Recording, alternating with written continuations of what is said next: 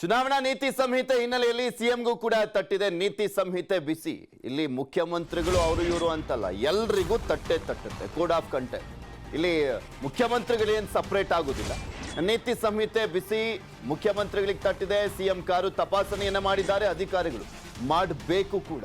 ದೊಡ್ಡಬಳ್ಳಾಪುರ ತಾಲೂಕಿನ ಹೊಸ ಹುಡಿಯ check post ಬಳಿ ತಪಾಸಣೆಯನ್ನ ಮಾಡಲಾಗಿದೆ. ಘಾಟಿ ಸುಬ್ರಹ್ಮಣ್ಯ ದೇಗುಲಕ್ಕೆ ಹೋಗುವಾಗ ತಪಾಸಣೆ ಮಾಡಲಾಗಿದೆ. ಬೆಂಗಳೂರು ಗ್ರಾಮಾಂತರ ಜಿಲ್ಲೆಯ ದೊಡ್ಡಬಳ್ಳಾಪುರ ತಾಲೂಕು ಅಲ್ಲಿ ಮುಖ್ಯಮಂತ್ರಿಗಳ ಕಾರನ್ನ ತಪಾಸಣೆ ಮಾಡಲಾಗಿದೆ. ಸಹಜವಾಗಿ ಅನುಮಾನಗಳಂತೂ ಇದ್ದೇ ಇರುತ್ತೆ. ಒಬ್ರನ್ನ ಬಿಟ್ಟು ಒಬ್ರನ್ನ ಮಾಡದೆ ಹೋದ್ರೆ ಕಾನೂನು ಅಂದ್ರೆ ಎಲ್ರಿಗೂ ಒಂದೇ ಆಗಿರುತ್ತಲ್ವಾ. ಸೊ ಹೀಗಾಗಿ ನೀತಿ ಸಂಹಿತೆ ಇರುವಂತ ಹಿನ್ನೆಲೆಯಲ್ಲಿ ಮುಖ್ಯಮಂತ್ರಿಗಳ ಕಾರನ್ನ ಕೂಡ ಪರಿಶೀಲನೆ ಮಾಡುವಂತಹ ಕೆಲಸ ಮಾಡಿದ್ದಾರೆ ಅಲ್ಲಿ ಅಧಿಕಾರಿಗಳು. ನಿಮಗೆ ತೋರಿಸ್ತಾ ಇದ್ವಿ ದೃಶ್ಯಾವಳಿಗಳಲ್ಲಿ ಗಮನಿಸಬಹುದು. ಮುಖ್ಯಮಂತ್ರಿಗಳು ದೊಡ್ಡಬಳ್ಳಾಪುರ ಸೈಡ್ ಹೋಗ್ತಾ ಇದ್ರು. ಈ ಟೈಮ್ನಲ್ಲಿ ಅವರಿಗೆ ಎಸ್ಕಾಟ್ ಇತ್ತು. ಅದಾದ ನಂತರ ಮುಖ್ಯಮಂತ್ರಿಗಳ ಕಾರು ಪಾಸ್ ಆಗ್ತಾ ಇತ್ತು. ಆ ಕಾರನ್ನ ಪರಿಶೀಲನೆ ಮಾಡಲಾಗಿದೆ. ಆ ದೃಶ್ಯಾವಳಿಯನ್ನು ನಿಮಗೆ ತೋರಿಸ್ತಾ ಇದ್ದೀವಿ. ಕಾನೂನಿನ ಮುಂದೆ ಎಲ್ಲರೂ ಕೂಡ ಒಂದೇ ಅನ್ನುವಂತಹ ಮೆಸೇಜ್ ಇದ್ರಲ್ಲಿ ಪಾಸ್ ಆಗ್ತಾ ಇದೆ ಅಷ್ಟೇ. ಮುಖ್ಯಮಂತ್ರಿಗಳಾದ್ರೇನು, ರಾಜ್ಯಪಾಲರಾದ್ರೇನು, ಯಾರಾದರೂ ಕೂಡ ನೀತಿ ಸಂಹಿತೆಗೆ ಒಳಪಡಬೇಕಾಗುತ್ತೆ. ಅದರ ರೂಲ್ಸ್ ಅನ್ನ ಫಾಲೋ ಮಾಡಬೇಕಾಗುತ್ತೆ. Welcome back. ಬಿಜೆಪಿ ಅಭ್ಯರ್ಥಿಗಳ ಆಯ್ಕೆಗೆ ವಿನೂತನ ಪ್ರಯೋಗವನ್ನ ಮಾಡ್ತಾ ಇದೆ ಬಿಜೆಪಿ. ಈಗ ಆಲ್ರೆಡಿ ಕಾಂಗ್ರೆಸ್ ಒಂದು ಪ್ರಯೋಗ ಮಾಡಿತ್ತು. ಯಾವ್ಯಾವ ಕ್ಷೇತ್ರದಲ್ಲಿ ಎಷ್ಟು ಜನ ಅಭ್ಯರ್ಥಿಗಳಿದ್ದಾರೆ ಅವರು ಅಂದ್ರೆ ಅರ್ಜಿಯನ್ನ ಹಾಕೊಳ್ಳಿ, 2 ಲಕ್ಷ ರೂಪಾಯಿ ಕಟ್ಬಿಟ್ಟು ಅಂತ ಒಂದು ವಿನೂತನವಾಗಿ ಪ್ರಯೋಗ ಮಾಡಿದ್ರು. ಅದೇ ರೀತಿಯಾಗಿ ಮತ್ತೊಂದು ಹೊಸತನದ ರೀತಿಯಲ್ಲಿ ಬಿಜೆಪಿ ಪ್ರಯೋಗ ಮಾಡ್ತಾ ಇದೆ. ಅಭ್ಯರ್ಥಿಗಳನ್ನ ಆಯ್ಕೆಯನ್ನ ಮಾಡಲಿದ್ದಾರೆ 22,000 ನಾಯಕರು. ಇಂದು 224 ಕ್ಷೇತ್ರಗಳಲ್ಲಿ ಬ್ಯಾಲೆಟ್ ಪೇಪರ್ನಲ್ಲಿ ಮತದಾನವನ್ನ ಮಾಡಲಾಗುತ್ತೆ. ಬಿಜೆಪಿಯ 22,000 ಸ್ಥಳೀಯ ಮುಖಂಡರಿಂದ ವೋಟ್ ಅನ್ನ ಮಾಡಲಾಗುತ್ತೆ. ಈ ವೋಟಿಂಗ್ ನಲ್ಲಿ ಹೆಚ್ಚು ಮತ ಸಿಗದಂತವರಿಗೆ ಟಿಕೆಟ್ ಸಿಗುತ್ತೆ ಅಂತ ಹೇಳಲಾಗ್ತಾ ಇದೆ. ಬಟ್ ಸಿಗಲ್ಲ.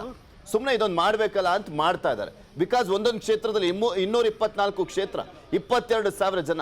ಈ 22,000 ಡಿವೈಡೆಡ್ ಬೈ 224 ಹಾಕಿದ್ರೆ ಒಂದೊಂದು ಕ್ಷೇತ್ರದಲ್ಲಿ 100 ಜನ ಇರ್ತಾರೆ. 100 ಜನ ಹೇಳ್ದಂತವ್ರಿಗೆ ಕೊಟ್ಬಿಡ್ತಾರಾ? ಇಲ್ವೇ ಇಲ್ಲ. ಬಟ್ ಒಂದು ಆಂತರಿಕವಾಗಿ ಒಂದು ಸರ್ವೆ ಮಾಡೋಣ ಅಂತ ಮಾಡ್ತಾ ಇದ್ದಾರೆ. ಇದ್ರ ಬಗ್ಗೆ ಇನ್ನಷ್ಟು ಮಾಹಿತಿಯನ್ನ ನೀಡ್ತಾರೆ ನಮ್ಮ ಪ್ರತಿನಿಧಿ ಕೃಷ್ಣ. ನಮ್ಮ ಜೊತೆ ನೇರ ಸಂಪರ್ಕದಲ್ಲಿ ಜಾಯಿನ್ ಆಗ್ತಾ ಇದ್ದಾರೆ. ಕೃಷ್ಣ, 22,000 ಜನ ಇವತ್ತು ವೋಟ್ ಅನ್ನ ಹಾಕ್ತಾರೆ, ಹೌದು ಇಲ್ಲ ಅಂತಲ್ಲ.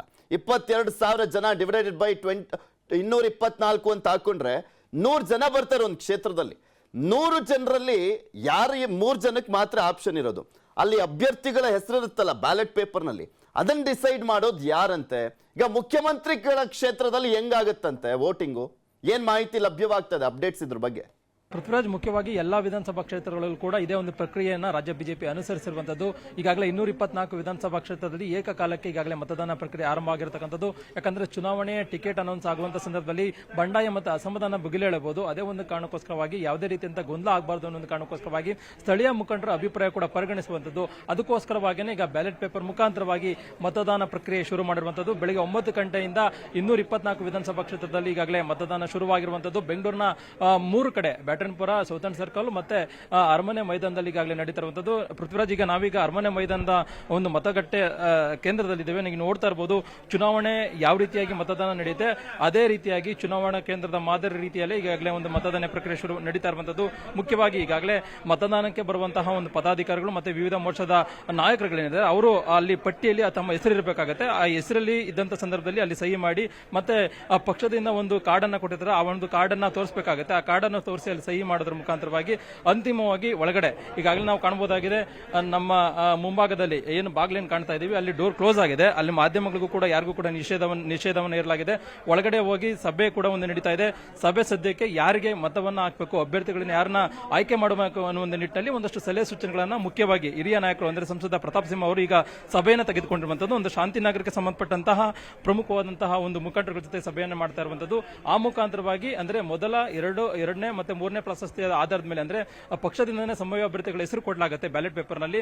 ಆ ಒಂದು ಬ್ಯಾಲೆಟ್ ನ ಹೆಸರು ಮುಂಭಾಗದಲ್ಲೇನೆ ಮೊದಲನೇ ಪ್ರಾಶಸ್ತ್ಯ, 2ನೇ ಪ್ರಾಶಸ್ತ್ಯ, 3ನೇ ಪ್ರಾಶಸ್ತ್ಯ ಹೀಗೆ ಮೆನ್ಷನ್ ಅನ್ನು ಮಾಡೋದ್ರ ಮುಖಾಂತರವಾಗಿ ತಮ್ಮ ಕ್ಷೇತ್ರದ ಅಭ್ಯರ್ಥಿಯನ್ನು ಆಯ್ಕೆ ಮಾಡಬೇಕಾಗುತ್ತೆ. ಹೀಗೆ ಆಯ್ಕೆ ಮಾಡಿದಂತಹ ಅಭ್ಯರ್ಥಿಗಳ ಸವಿವರವಾದಂತ ಇವತ್ತು ಬಾಕ್ಸ್ ಒಳಗಡೆ ಆಗುತ್ತೆ. ಅದಾದ ನಂತರವಾಗಿ ನಾಳೆ ರಾಜ್ಯ ಕೋರ್ ಕಮಿಟಿ ಸಭೆ ಕೂಡ ಆಗ್ತಾ ಇದೆ. ನಾಳೆ ನಾಡಿದ್ದು ಅಂತಿಮವಾಗಿ ಅಲ್ಲಿ ಶಾರ್ಟ್ ಲಿಸ್ಟ್ ಆಗುತ್ತೆ. ಅಂದ್ರೆ ಮುಖ್ಯವಾಗಿ ಪಾರದರ್ಶಕವಾಗಿ ಚುನಾವಣೆಯಲ್ಲಿ ಟಿಕೆಟ್ ಆಯ್ಕೆ ಮಾಡಬೇಕಾಗುತ್ತೆ.